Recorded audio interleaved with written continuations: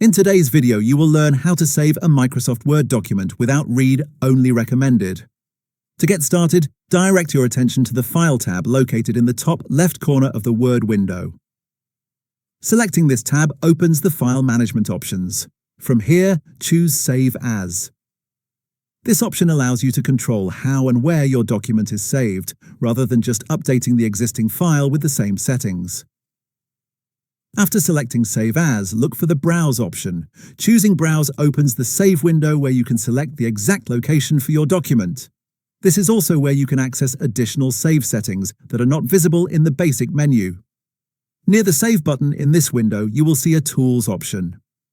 Select the small drop-down arrow next to Tools to reveal more choices. From the Tools menu, select General Options. This opens a small window that controls how the document behaves when it is opened in the future. Inside this window, you will see a checkbox labeled Read Only Recommended. When this option is enabled, Word suggests opening the document in read-only mode, which can slow down editing and collaboration. To prevent this, simply uncheck the box.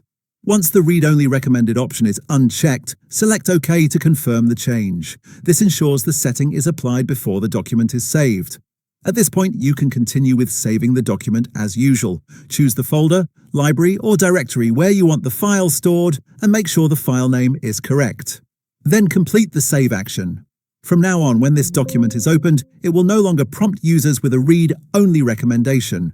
This makes editing smoother and avoids unnecessary extra clicks, especially when sharing files with others or returning to a document later for revisions.